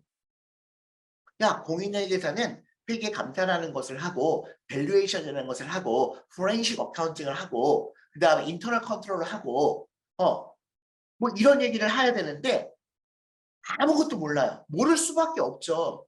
관련 분야의 지식이 없으니까. 그런데 이거를 2학년 때부터는 찾아 나가야 돼요. 그리고 가능하면 그거에 맞추어서 내가 수업도 듣고 그거에 맞추어서 경력을 쌓아나가기 시작해야 된다는 거죠. CPA만 예를 들어도 정말 할 수 있는 일이 너무 많아요. 프라이빗 컴퍼니로 갈 거냐, 퍼블릭으로 갈 거냐, 나포프라로 갈 거냐, 아니면 공무원 쪽으로 갈 거냐, 이거 진출 분야도 많지만 내가 빅4로 간다고 해도 세부 분야가 여러 가지거든요. 이게 직무입니다. 그리고 아까도 말씀을 드렸지만 이 직무를 기초로 해서 이 직무가 전문직이냐, 이 직무가 외국인이 꼭 필요한 직무이냐, 이 기준으로 취업비자 여부가 결정이 되어지고 이 직무의 학생의 전공과 경력이 충분히 이 전문직을 수행할 정도의 능력이 되는지를 여부를 이민국에서 판단하는 거예요. 그때 전공이 들어가고 그때 경력이 들어가는 거란 말이죠. 오케이? 그래서 이 직무를 정하셔야 됩니다. 이것을 입학 전에 하면 가장 좋겠지만 근데 입학 전엔 좀 어렵잖아요. 직업도 잘 모르니까. 근데 이 직무를 정해가는 가장 좋은 수단은 뭐냐면요. 내가 1학년 때, 2학년 때 내가 관련 분야에서 인턴을 해보는 겁니다. 학교 수업을 듣는 것도 당연히 좋고요. 그 인턴십 경험을 통해서 내가 회계사인데 텍스 분야는 이런 일을 하는 거구나. 내가 회계사를 하려고 하는데 일반 뱅크에서 이런 일을 하는 거구나. 이런 거를 간접적으로 직접적으로 인턴을 통해서 경험을 하는 거죠. 그거를 통해서 나한테 맞는 직무가 무엇인지를 찾아가는 게 이제 2학년 3학년이에요. 1학년 2학년 3학년. 그거가 4학년 전에는 무조건 결정이 돼야 됩니다. 무슨 말인지 이해가 되시겠죠? 어려워요. 어렵지만 이걸 해냅니다. 괜히 막 어디 유학원에서 어떤 무슨 뭐 카운셀러한테 막 엄청나게 많은 비용을 지급하고 스펙 쌓고 그래서 좋은 명문대학을 가고 이게 중요한 게 아니라 물론 이것도 뭐 무시할 수는 없겠지만 그냥 저는 무시해도 된다고 말씀을 드립니다. 진짜 미국 취업은 명문대 진학이 아니란 말이죠. 나한테 가장 잘 맞는 직업과 나한테 가장 잘 맞는 직업에 따른 전공과 지역과 대학을 선택하는 게 미국 취업의 거의 전부라고 해도 과언이 아닙니다. 자, 그 다음에 이제 CC를 졸업하고 OPT 1년이 주어지는데 회사 경력을 쌓는 게 좋을까? 이거 질문 많이 하시거든요. 그런데 이렇게 답변 드릴게요.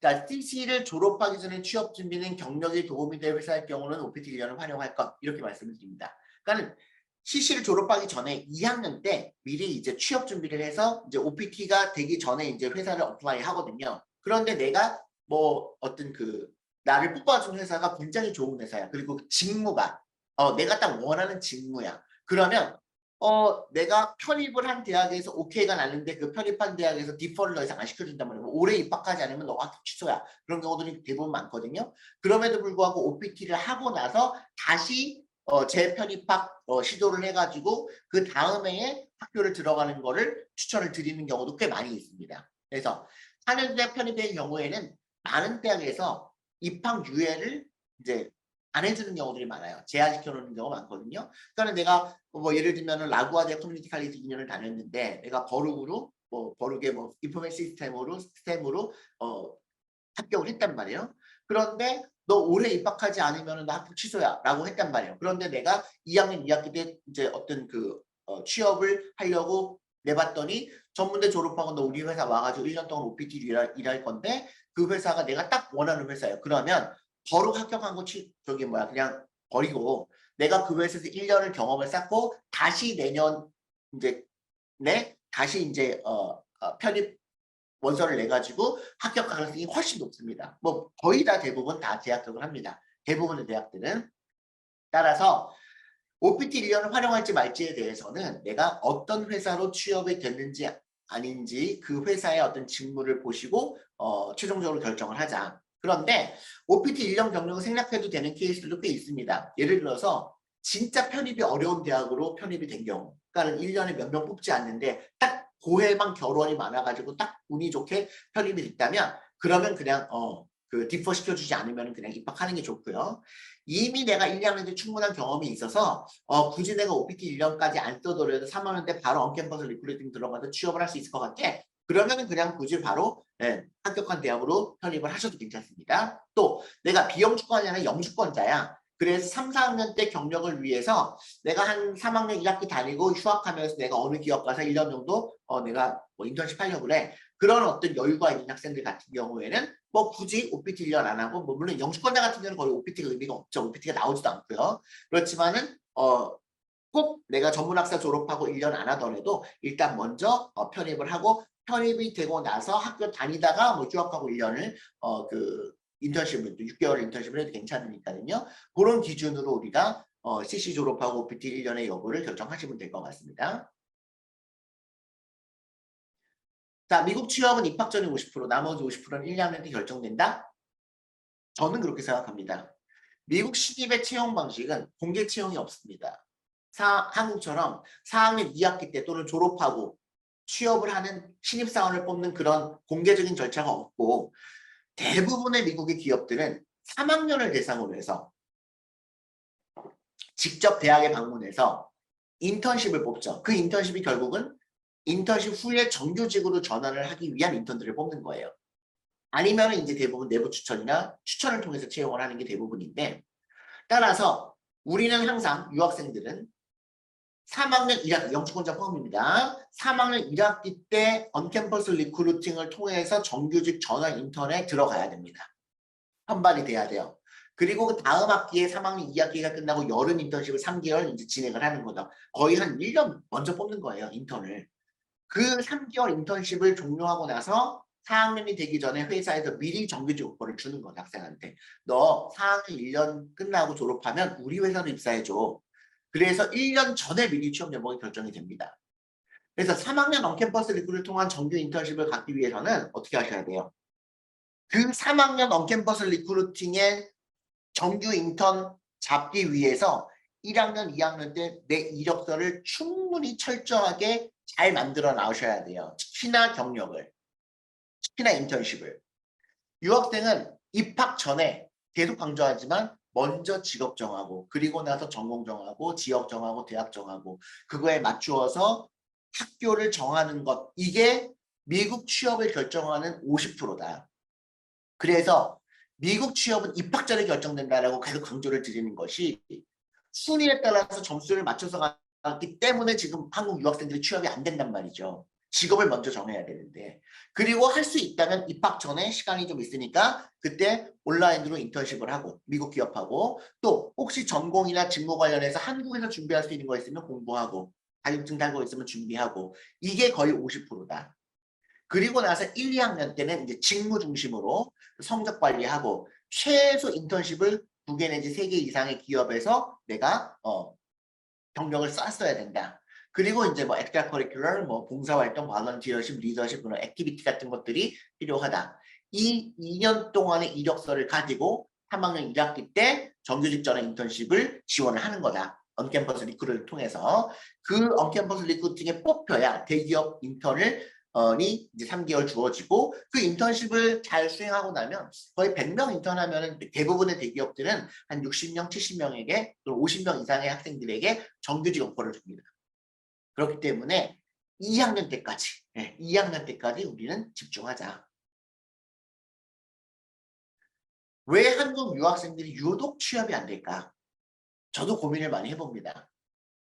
자, 매년 한국 유학생 수가 이제 뭐 줄었다 늘었다 하는데 요즘은 이제 환율도 뭐 그렇고 뭐 또 외국에 예전처럼 예전에는 유학 갔다 오면 한국 취업이 조금 잘 되는 편이었는데 지금은 오히려 외국 유학 갔다가 미국 경력이 없이 그냥 바로 한국으로 오는 경우에는 한국 학생들과 똑같이 신입사원으로 들어가야 되는데 굉장히 취업이 어렵죠. 네, 뭐 웬만한 명문대 졸업한 학생도 지금 취업이 한국에서는 안 되기 때문에 반드시 미국에서 대학을 졸업했으면 한국 취업을 위해서라도 미국에서 최소한 3년 정도 경력을 쌓고 경력직으로 오시기를 추천을 드린단 말이에요. 네, 꼭 그렇게 하셔야 되는데 대부분 이제 한 1년에 한 4만 명 정도 미국으로 유학을 간다고 합니다. 그런데 매년 취업을 하는 한국인의 총 근로자 수가 3,000명 남짓이에요. 자, 이 3,000명 남짓인데 여기서 한 절반은 리뉴얼 하는 거기 때문에 유학생, 그러니까 H1 비자가 3년 하고 3년 연장을 시켜주거든요. 이 3년 연장해서 오는 이제 친구들이 사람들이 한 1,500명 넘기 때문에 실제로 바로 대학을 졸업하고 내가 취업을 하는 그 유학생, 한국 유학생 수는 한 1,500명 남짓이라고 보시면 돼요. 한 1,500명, 2,000명. 굉장히 적은 숫자죠. 네, 굉장히 적은 숫자입니다.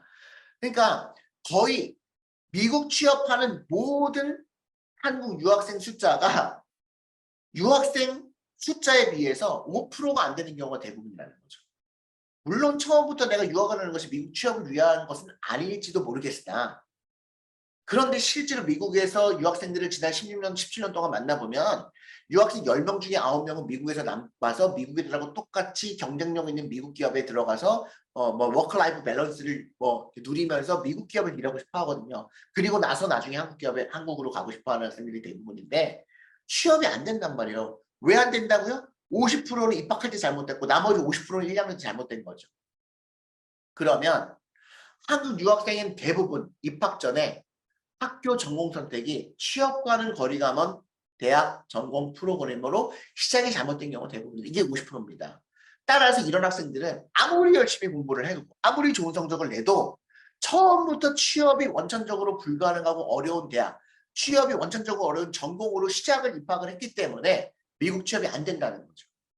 또 유학생 대부분 1, 2학년 때는 뭐만 하냐면 대부분 성적 관리를 합니다. 그래서 커뮤니티 칼리에서 좋은 대학으로 편입을 해야지. 또 1, 2학년 성적을 열심히 잘해가지고 엄마 아빠 기쁘게 해드려야지. 이렇게 해서 성적에 굉장히 열심히 집중을 하고 그리고 여름방학 때는 내가 열심히 공부했으니까 또 한국으로 가거나 또는 개설학교에 있거나 또 미국에서 원래 학생은 돈을 벌면 안 되지만 아르바이트, 캐시 잡으러 가서 아르바이트를 하거나 이런 어떤 잘못된 선택을 하는 거죠. 그렇기 때문에 3학년이 됐는데 이력서에 아직 미국 내 기업의 경력 자체가 하나도 없는 유학생들이 거의 50% 이상입니다. 이런 경우 3학년 1학기 때 오는 대기업 언캠퍼스 리크루팅의 유학생인 한국인이 인턴십에 합격할 가능성은 거의 없습니다. 거의 100점 거의 99패라고 보시면 돼요. 미국 취업 시에 학력, 영어 실력, 성적보다 훨씬 더 중요한 거는 내가 어떤 경력을 쌓았는지예요. 어떤 경력을 1, 2학년 때 쌓았는지. 그 경력이 내 한 장의 이력서에 딱 들어가 있고 이 한 장의 이력서가 나의 전부입니다. 거기서 성적만 보지 않아요. 학교의 명성 별로 중요하지 않습니다. 취업할 때. 미국에서 별로 중요하잖아요. 학교의 명성 중요한 것은 러스쿨하고 MBA만 중요하다고 보시면 돼요. 취업할 때. 학부는요. 어떤 경험을 하고 어떤 회사에서 인턴십을 해봤고 어떤 경험을 했는지가 훨씬 더 중요하죠. 더구나 이제 이런 한국 유학생들은 인턴을 안 했다는 말은 실제로 미국 기업에 1, 2학년 때 지원해보지도 않았고 지원 안 했다는 인터뷰를 해본 경험이 없어요. 그래서 정말 어렵게 내가 성적이 너무 좋고 막 진짜 여러 가지 클럽 활동하고 해서 어렵게 언캠퍼스 리크루팅에서 인터뷰가 잡혔음에도 불구하고 실제 기업 인터뷰를 해본 적이 거의 없기 때문에 세컨 라운드 가서 거의 불합격되는 일이 많습니다.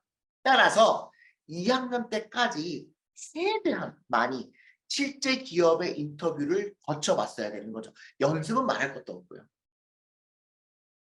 자, 그런데 이게 학기 중에는 학교 수업하느라고 취업 준비하기 시간적으로 너무 부족해요. 따라서 입학 전부터 진로 직업을 결정하고 학교를 결정했으면 이거에 맞는 사전 준비가 필수적으로 필요하다는 거죠. 그리고 학생들도 부모들도 심지어 유학원들도 계속해서 너무 먼 미래 무슨 10년 후 20년 후 이거를 물론 고려해야 되겠지만 그런 너무 먼 미래에 대한 어떤 그냥 추상적이고 형이상학적인 내용을 얘기하는 것이 아니라 졸업 후에 딱 4년 있다가 또는 5년 있다가 현실로 닥칠 나의 모습과 미래를 아주 객관적으로 철저히 연구하는 것이 꼭 필요하다라는 거죠. 학생들하고 얘기해보면 정말 뜬구름 잡고 정말 뭐 그럴듯해 보이지만 말도 안 되는 얘기를 하는 경우가 너무 많거든요. 너무 많아요. 그래서 진짜 한두 가지 질문하면 다 막혀요. 모르는 거죠. 왜? 공부만 했지 실제로 내 잡에 대해서 내 미래에 대해서 진지하게 시간을 투자해서 공부하고 리서치하고 상담해보고 경험해보고 이런 기회 자체가 너무 없었던 거죠. 안타깝습니다. 자, 미국은 경력이 중요하다는데 언제 어떻게 회사 경력을 쌓을 수 있을까? 자, 미국은요. 다시 한번 강조드리지만 취업 시 경력이 1순위입니다. 자, 오른쪽 표 보세요. 자, hire 할 때, 미국에서 취업을 할 때, 고용을 할 때 내가 어떤 부분을 중점적으로 보는지에 대한 도표입니다. 뭐 발표하는 기관은 조금 다르겠지만 거의 이게 대체적으로 맞다고 보시면 돼요. 자, 가장 큰 건 뭐예요? 인턴십, 23%. employment during college, 결국 인턴십과 비슷한 겁니다. 내가 학교 다니는 동안 이제 어떤 일을 했는지 그게 44%예요. 그 다음에 이제 전공, college major 13%. 그다음에 volunteer experience, 내가 어떤 식으로 봉사활동을 했는지, 또 결국은 experience입니다. 그다음에 extracurricular activity, 내가 어떤 리더십 활동을 했는지, 뭐 취미는 뭐가 있는지, 클럽 활동 어떤 거 했는지 이런 것들이죠. 결국은 어떤 experience예요. 그 다음에 college GPA는 8%입니다. 심지어 college reputation 5%예요. 이게 미국입니다. 한국은 어떨까요? college reputation이 한 50% 넘지 않을까요? 그리고 GPA가 한 20% 넘지 않을까요? 물론 요즘 한국도 경력이나 이런 스펙을 많이 보기는 하지만 한국은 여전히 명문대 출신들을 확실히 선호하죠. 기업에서. 그러나 미국은 뭐를 본다고요? 경력 중심이에요. 경력 중심이에요. 취업 시. 따라서 이력서를 딱 봤을 때 경력이 있어야 돼요. 왜? 내가 이 친구한테 뭔가를 물어보고 싶은데 이 지원자에게 경력이 있어야 이 인턴십, 우리 회사에 지원하기 이전에 있었던 경력을 토대로 behavior based 인터뷰를 하거든요. 자, 네가 이런 일을 해봤는데 이 일을 할 때 어떤 게 힘들었니? 어떤 게 뭐 좋았니? 어떤 게 뭐 가장 보람 있었니? 이런 어떤 경력을 통해서 이 토대로 해서 굉장히 자세하게 물어봅니다. 이게 미국의 인터뷰예요. 취업 인터뷰입니다. 그런데 경력이 아예 없잖아요. 그러니까 질문할 수가 없으니까 아예 인터뷰를 안 잡는 겁니다. 굉장히 구체적으로 물어봐요. 입학 전에는 따라서 원격으로 한국에 있으면서라도 지금 코로나 시대 이후에 이제 저희 기업에서도 미국 기업과 학생을 연결해서 한국에 있으면서 미국 기업과 원격으로 인턴십을 지금 정말 여러 명 하잖아요. 고등학생들도 하고 뭐 진짜 대학 입학하기 전에 뭐 분야가 아주 다양하기는 못하지만 굉장히 여러 분야에서 한국 학생을 미국 기업에서 인턴십을 이제 채용을 한단 말이에요. 이 첫 번째 한국에서 하는 인턴십은 반드시 전공과 매칭되지 않아도 괜찮아요. 일단 미국 기업에서 미국의 기업 문화를 한번 익혀봤다라는 것 자체가 중요하단 말이죠. 입학 전에는. 그리고 입학을 하고 나면은 물론 원격 인턴십도 좋지만 이제 여름방학에는 현지 인턴십을 진행. 절대 어떻게 하시면 돼요? 한국으로 오시면 안 돼요. 한국으로 오시면 안 됩니다. 한국으로 오면 한국에서 아버님이나 뭐 친척분이 추천해주는 어떤 한국 기업 같은 인턴십 하는 것은 졸업하고 나서 또는 3학년 1학기 때 미국에서 인턴십 할 때 정규 인턴십 잡을 때 거의 도움되지 않습니다. 예. 반드시 작더라도 미국에 있는 미국 기업에서 미국인들과 함께 미국 기업 문화를 통해서 미국에서 일을 하셔야 돼요. 겨울방학 지금 이제 짧잖아요. 미국은 3주밖에 안 되잖아요. 그래도 한 6주 정도 이거를 이제 인턴을 뽑는 기업도 있단 말이죠. 그런 기업에서 꼭 작더라도 원격으로 인턴십을 하시기를 권하고요. 많은 학생들이 교수님 혹시 워크스터디 학교 내에서 뭐 매점에서 일하거나 도서관 라이브러리를 하거나 이런 것이 도움이 많이 될까요? 근데 안 하는 것보다 좋다고도 생각을 하시지만 실제로 경력에 큰 도움이 되지 않습니다. 물론 전공 관련해서 내가 뭐 랩에서 실험실 같은 데서 근무하는 것은 어느 정도 도움이 되지만 그 이외에 뭐 식당이나 뭐든 뭐 사서나 이런 거는 거의 경력에 도움되지 않기 때문에 그런 학교 내의 경력이 아니라 학교 외부에서의 기업 경력이 필요하다는 거죠. 방금 말씀드렸지만 한국 경력은 미국 취업 시에 거의 도움이 되지 않기 때문에 반드시 인턴십은 처음부터 끝까지 미국 소재에 있는 미국 기업에서 해라. 그리고 2학년 여름방학부터는 CPT를 신청을 해서 이제 미국 기업에 이제 3개월 또는 2개월 넘게 현지 인턴십을 하는 것이 원칙이기 때문에 사전에 내가 대학에 재학 중인 우리 대학의 CPT 신청을 할 때 어떤 절차가 있고 어떤 요건이 있는지를 반드시 사전에 살펴보셔야 돼요. 지금 1학년들은 반드시 살펴보셔야 되고 입학 전서부터 이거를 고려하셔야 됩니다. 오케이. 마지막 질문입니다. 영주권이 꼭 필요할까요? 유학생도 재학 중에 영주권 취득이 가능한가요?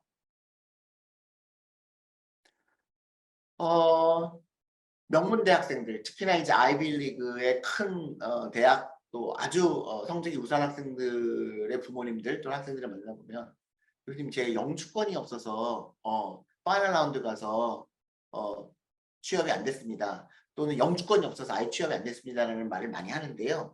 반은 맞고 반은 틀립니다. 물론 그런 케이스도 꽤 있지만 영주권이 없을지라도 지금 제가 오늘 세미나에서 말씀드린 것처럼 처음부터 직업을 정하고 직업에 맞추어서 전공과 지역과 대학을 선택을 해서 그 취업에 맞춤인 대학으로 정하고 그리고 나서 그거에 맞추어서 1, 2학년을 잘 보냈다면 거의 한 뭐 7, 80% 이상의 유학생들이 취업을 합니다. 그게 현실이에요. 그런데 이렇게 하지 않고 유학원이나 학교 카운슬러에서 정해주는 순위에 따라서 내 점수에 맞추어서 입학 중심으로 안전한 대학 선택을 했기 때문에 5%도 안 되는 유학생들이 취업을 못하는 거죠. 취업을 못하고 있습니다. 그런데 일부는 영주권이 있더라면 이 학생이 훨씬 더 좋은 기업으로 갈 수 있었을 텐데라고 아쉬움이 남는 케이스가 굉장히 많습니다. 따라서 할 수만 있다면 영주권을 취득하는 것이 절대적으로 유리합니다. 자, 첫 번째는 학교에 재학 중이 아니더라도 미국 체류가 가능해요. 영주권자들은. 자, 우리 비영주권자의 유학생들은 I-20를 받아서 I-20를 유지하는 기간, 다시 말하면 학교를 돈 내고 다니고 있는 기간 동안에만 내가 미국에 체류할 수가 있지 학교를 안 다니면 무조건 미국을 나와야 돼요. 그렇죠? 그렇기 때문에 학교를 다니거나 미국에 없거나 그 말은 학교를 다니는 동안에 내가 사실은 유학생이 인턴하기가 거의 불가능하단 말이에요. 그렇기 때문에 유학생들이 미국 현지에서 인턴십을 할 수 있는 기간은 여름방학밖에 없는 오프라인 인턴십은. 그런데 영주권자는 한 학기 휴학하고 인턴십 할 수 있어요. 돈 받으면서. 그렇기 때문에 시기와 상관없이 장기간 인턴십이 가능하다. 큰 장점이죠.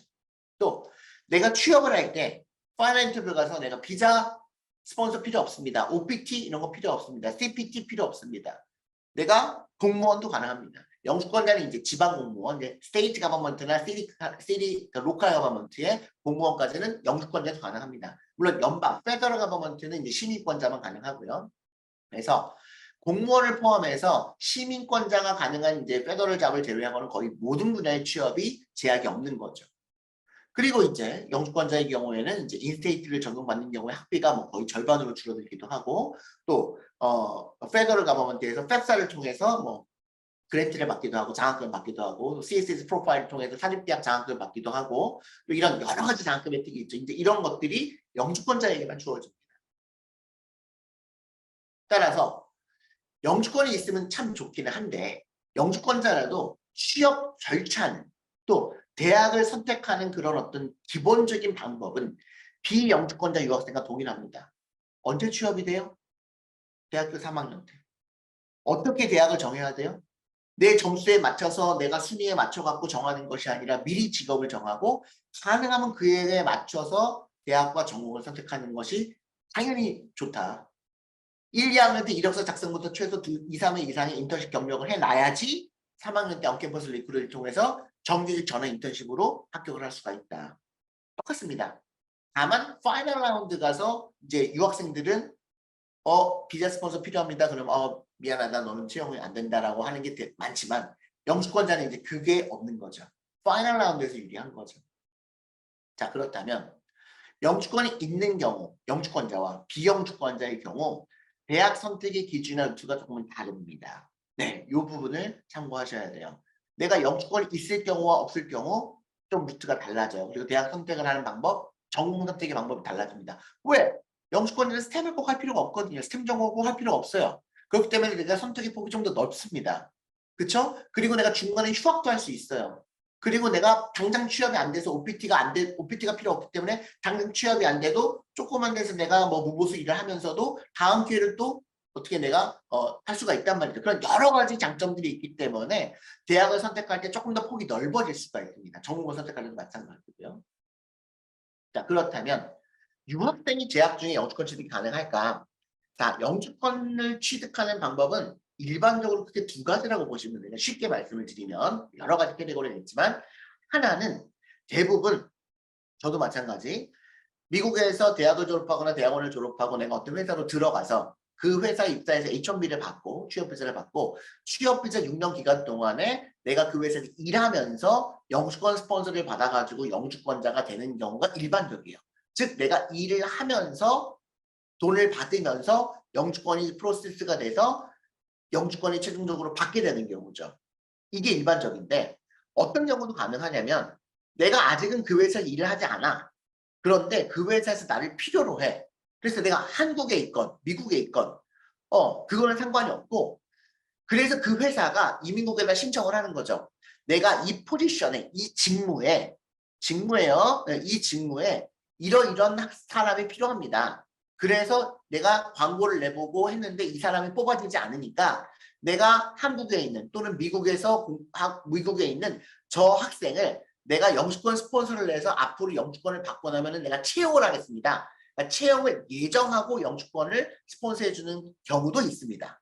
네, 불법은 아닙니다. 그러니까 대부분의 영주권을 받는 케이스들은 유학생들은 내가 졸업하고 취업비자 받고 일을 하다가 영주권을 받는 경우가 대부분인데 일을 하면서 그 기업에서 그게 아니라 내가 한국에 있으면서 내가 뭐 고등학생인데 내가 앞으로 고등학교 졸업하고 나면은 내가 뭐 식당에 가서 일을 할 거야. 이거를 그 식당 사장님이 내가 식당 종업원을 많이 구하려고 하는데 맨날 없어지고 뭐 맨날 그만두고 하니까는 내가 한국에 있는 이 한국어를 할 줄 아는 이 학생을 내가 우리 식당으로 뽑겠습니다라고 영주권 신청을 이민국에다 할 수 있단 말이에요. 네. 그렇게 해서 내가 영주권을 받는 경우고 있습니다. 불법은 아니에요. 그렇기 때문에 일반적으로 전문직인 경우, 전문직은 이제 뭐가 필요해요? 학력과 경력 요건이 직무와 매칭이 돼야 되는 거죠. 기업의 그 포지션과. 그렇기 때문에 대부분 학사 이상을 요구하고 경력을 요구하니까 유학생이 졸업 전에 전문직 취업 능력권으로 취업 영주권을 받기는 불가능합니다. 그런데 비숙련은 그러니까는 뭐 아무나 할 수 있는 거예요. 허드렛일 약간 뭐 그냥 아주 아무나 할 수 있으니까 학력이나 경력이 필요 없는 거죠. 이 비숙련으로는 유학생도 재학 중에 영주권 취득이 가능한 거죠. 오케이. 그래서 대부분 미국에 있는 유학생들이 영주권을 받는 경우는 결혼을 하기는 어렵잖아요. 뭐 대학 2학년, 3학년이 갑자기 미국 시민권자와 만나서 결혼을 해서 영주권을 받기는 좀 어려우니까 대부분 이제 비숙련이거나 아니면 뭐 이제 뭐 80만 불 투자移民이나 이런 쪽으로 해서 뭐 있기도 하지만 대부분 이제 비숙련으로 영주권을 신청하는 경우들이 많은데요. 이 비숙련 영주권이 무슨 문제점이 있냐면 첫 번째는 정상적인 스폰서 기업에서 포지션을 찾아서 그 포지션과 유학생을 매칭시키기가 쉽지 않습니다. 그럴 거 아닙니까? 미국에도 사람이 지금 많은데 굳이 한국에 와갖고 공부하고 있는 유학생을 굳이 우리 식당에 스폰서를 3년 전서부터 해야 하면서 이 학생을 채용하겠다고 하는 게 이상하잖아요. 네. 그러니까는 전문직이라면 이 학생이 경력과 이 학생이 전공하고 이 학생이 공부한 게 딱 우리 회사의 이 전문직 포지션과 매칭이 돼라고 해서 딱 이 학생과 매칭이 되니까 전문직 취업력 그런 게 말이 될 수가 있겠지만 그렇지 않고 얘 아무 능력도 없고 아무것도 할 줄 알고 그냥 한국말만 할 줄 아는 이 학생을 굳이 이 학생을 우리가 뽑겠다라고 미리 사전에 이민국에다가 신청해가지고 영주권 스폰서를 한다는 것이 사실은 쉽지가 않죠. 그렇기 때문에 이거를 매칭을 시켜주는 명목으로 뭐 소위 말하는 뭐 이주공사나 또는 뭐 브로커분들이나 뭐 이런 쪽에서 이제 문제가 생기는 경우들이 많죠. 뭐 자세하게 제가 좀 말씀드리기 어렵겠지만 자, 또 하나의 문제는 뭐냐면 이렇게 해서 어떻게 영주권을 받았습니다. 네, 그 회사에 근무를 하지 않은 상태에서 앞으로 근무를 할 거야라는 걸 가지고 그래서 영주권을 취득을 했으면 영주권을 취득할 때 가장 중요한 것은 뭐냐면 인텐션이거든요. 그 기업이 이 친구를 처음부터 고용할 목적의 의도가 있었냐. 또 지원자는 내가 그 회사에 가서 근무할 의도가 있었냐. 그 의도를 가지고 사실은 영주권을 판단을 하는데 가끔은 이럴 수도 있잖아요. 내가 영주권을 받아서 가서 한 달 일을 해봤는데 이게 내가 생각했던 기업이랑 너무 안 맞아. 또는 그 회사에서 이 친구를 일을 시켜봤는데 너무 일을 못해. 그러면 해고를 할 수도 있고 내가 그만둘 수도 있잖아요. 이런 경우가 발생할 수 있기 때문에 내가 영주권을 받고 그 기업에 가서 일을 조금만 하고 그만두는 게 불법은 아닙니다. 불법은 아닌데 이게 한 기업에서 계속해서 자주 발생한다거나 어떤 한 이주공사에서 영주권을 다 받고 나서 전부 다 일을 안 하거나 또는 일을 했는데 그게 한 두 달 하고 다 일을 그만둬 버리거나 이거는 이민국에서 봤을 때 의도가 없다고 볼 수 있어요. 뭔가 이거는 처음부터 채용하려는 의도가 없었고 지원자도 일하려는 의도가 없었는데 이건 뭔가 이상한데? 영주권 뭔가 이거는 사기 아니야? 이런 식으로 충분히 볼 수가 있는 소지가 있는 거죠. 그렇기 때문에 원칙적으로 영주권을 취득을 했으면 유학생이라도 나는 영주권 스폰해준 그 기업에 가서 그 식당에 가서 또는 그 뭐 피자헛에 가서 그 뭐 공장에 가서 그 학원에 가서 근무를 해야 돼요. 그게 원칙입니다. 그러다 보니까 영주권을 받고 내가 대학 2학년 말에 영주권을 받았는데 갑자기 휴학을 하고 그 기업 가서 일을 해야 되는 그런 경우가 발생을 하더라는 거죠.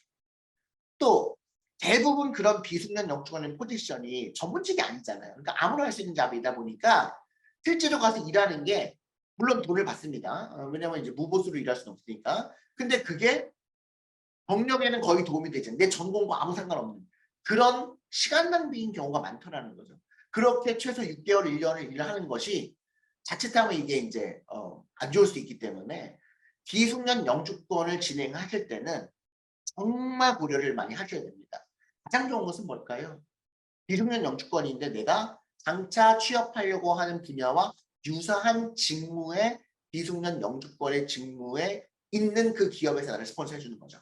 그래서 내가 최대한 빨리 1학년이나 2학년 때 영주권을 받아서 그 영주권자로서 그 기업에 가서 내 경력에 도움이 되는 근무를 하는 거예요. 그리고 나서 3학년 때 그 경력까지 포함해서 내가 영주권자로서 그 기업 가서 근무한 경력까지 포함해서 언캠퍼스 리크루팅을 들어가는 거죠. 그게 베스트 시나리오입니다. 쉽진 않지만 그렇게 비숙련 영주권을 진행을 하시기를 저는 권해드려요. 그렇지 않고 일도 안 하고 그냥 돈만 내서 영주권을 산다거나 실제로 그게 뭐 한두 명은 그럴 수도 있겠지만 그게 막 10명, 20명, 뭐 여러 명 그렇게 한다거나 그럴 경우에는 자칫 이게 큰 문제가 생길 소지가 굉장히 높습니다. 따라서 영주권을 받는데 너무 집중하시고 영주권을 취득하는 데만 생각하시기보다는 그 이후의 문제점들 또 취득하고 나서도 이게 나중에 문제가 될 수가 있거든요. 또 취득하고 났는데 또 학생의 어떤 미래와 어떤 연관성, 경력과의 연관성 이런 것들에 대해서도 충분히 고민을 하셔서 신중하게 진행하시기를 다시 한번 당부 말씀드립니다.